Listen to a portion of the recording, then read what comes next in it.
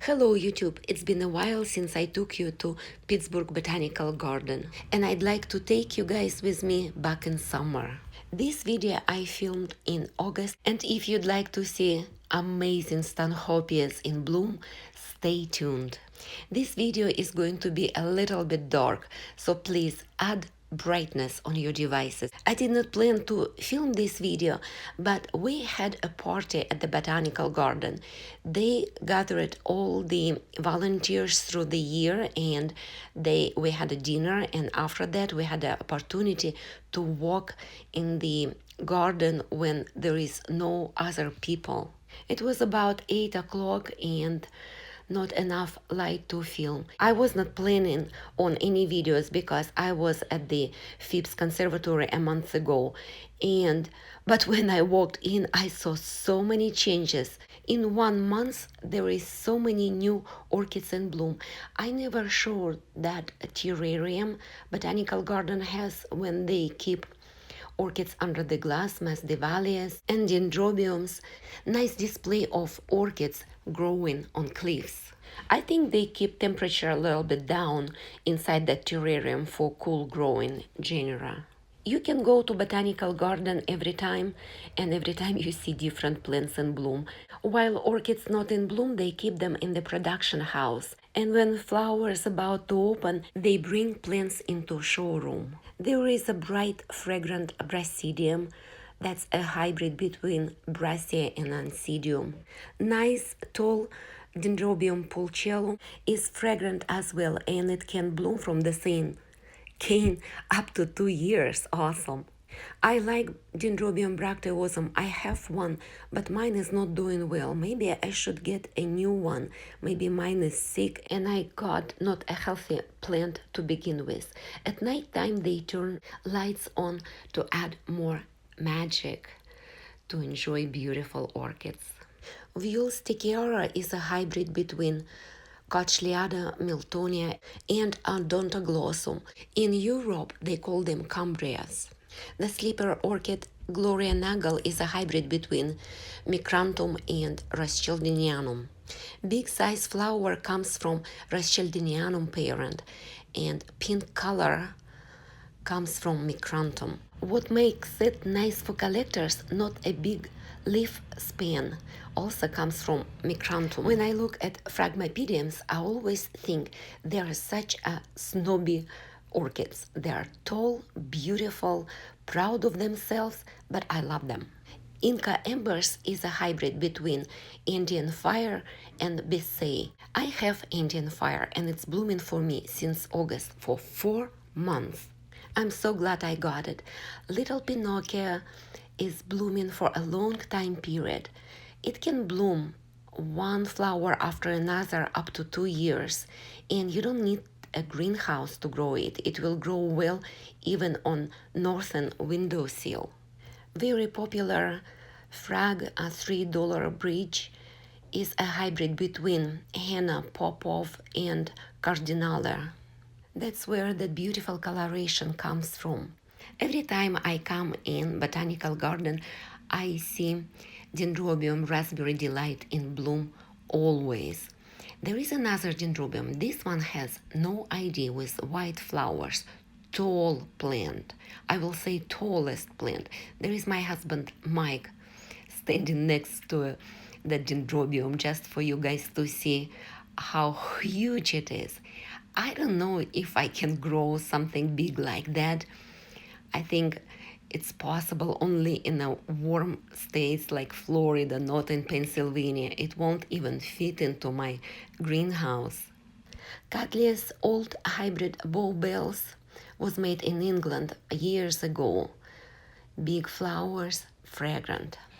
Oncidium group, these are hybrids of sweet sugar, I think. Encyclia alata is a species. She grows from Mexico to Costa Rica, has sweet scent, smells like honey. Rinhalelia cattleya Susan Fender, cover girl, looks like she's a cover girl. Bright red and yellow, fragrant, huge flowers. And oh my, when I saw Stanhopea tigrina, I just gave camera to my husband Michael because I needed to smell it. I need to touch her. I needed to hug her. I could not believe my luck to see stanhopeas in our garden in bloom because they bloom not a long time period, only 3 to 4 days. Stanhopeas for me are most beautiful, magical orchids on the planet. Look at those huge buds about to pop.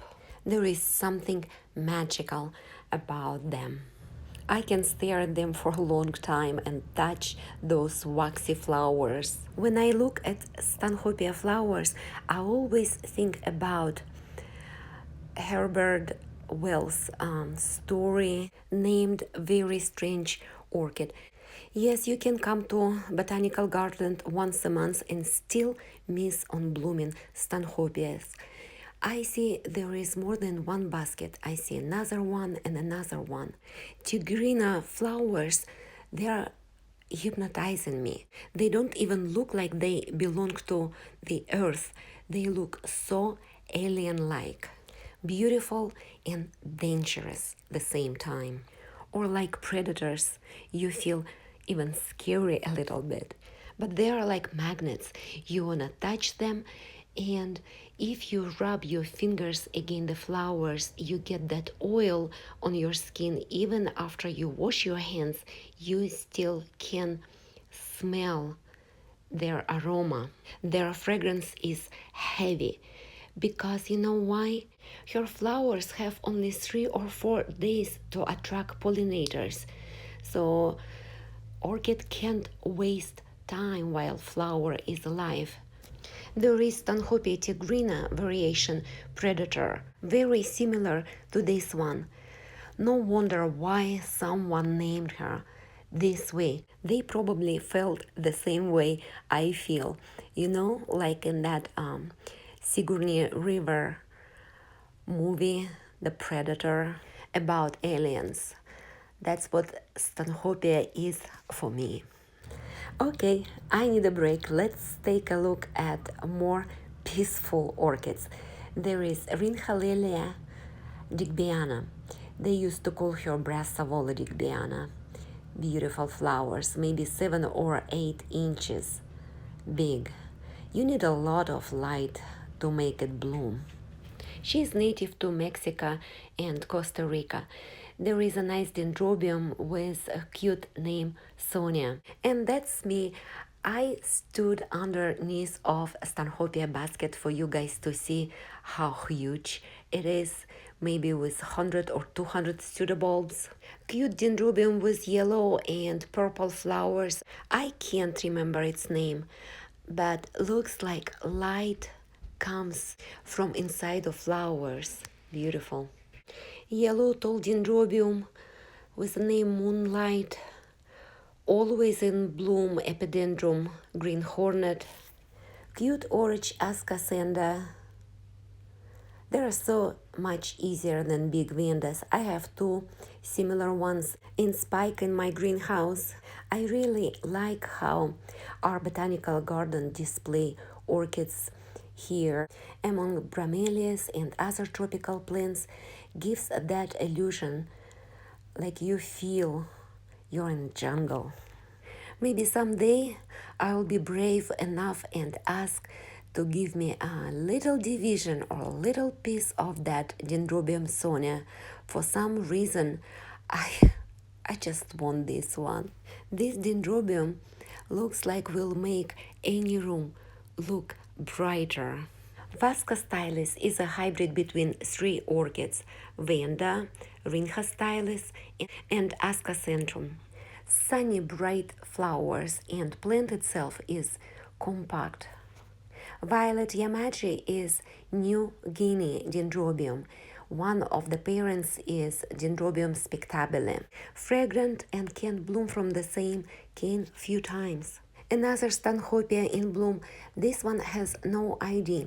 They think this stanhopea might be Stanhopea wardii, but not sure. Wardii has brighter yellow flowers, but look how many of them.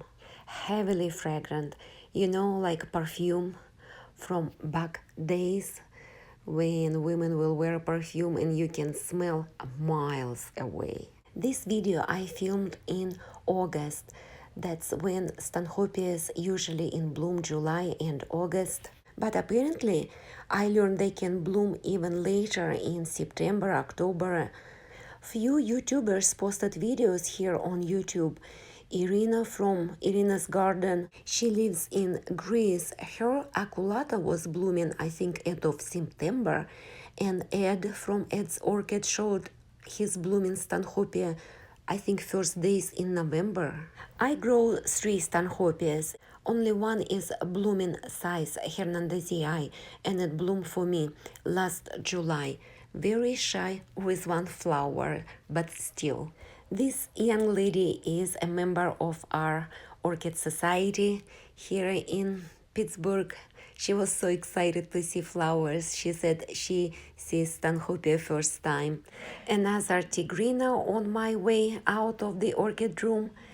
My stanhopeas are still in active growth. Even now in the end of December, they still keep growing and maturing their pseudobulbs, and there is so many new growth popping out. Is it possible for them to bloom in winter? That's my question. Never want to leave orchid room. Look at this Miltonia hybrid and Ansidium hybrids. There is beautiful Aliciara, Ansidium braccia and Miltonia in it. Another Ascasenda hybrid, bright pink flower, very compact plant, good for collections. And actually Ascasendas, they bloom twice a year for me. Getting really dark fish asleep in the pond. But Burargera Nelly Eiler is beautiful even in the dark. My Nelly Eiler coming into bloom. I'll get maybe 8 flowers on 1 spike. I'm excited. Another interesting plant, Sabralia intermedia, native to South America, very tall orchid, and flowers look like Cattleyas flowers. I've heard they don't live long. My friend in California grow them outside. They're terrestrial orchids. Nice to have in collection if you grow outside, but definitely it is not your windowsill orchid. Back there, can you see a tall sleeper orchid? It is 10 or 12 feet tall. Flower made out of glass, and there is more. All of them from Jason Gamrath collection. Super real, super natural. And now in the dark they look even more beautiful with the light shining on them. Orchids which are always in bloom. People call them blockbusters, and they make our Pittsburgh Botanical Garden a unique place. I have a video about glass orchids, Angrecum, Cattleyas, sleepers. I will leave a link in the end of this video. I realized at night with the lights, they look so fantastic, like you got into fairy tale. 14 feet tall phalaenopsises my husband is walking under. And honestly, I can read his mind. He can't wait when batteries on my phone will go dead and we will go home. And here is a picture of us volunteers from Orchid Society. It was a fun time. Thank you guys so much for watching. I hope you liked it. Happy growing, everybody. Until next time. Bye bye.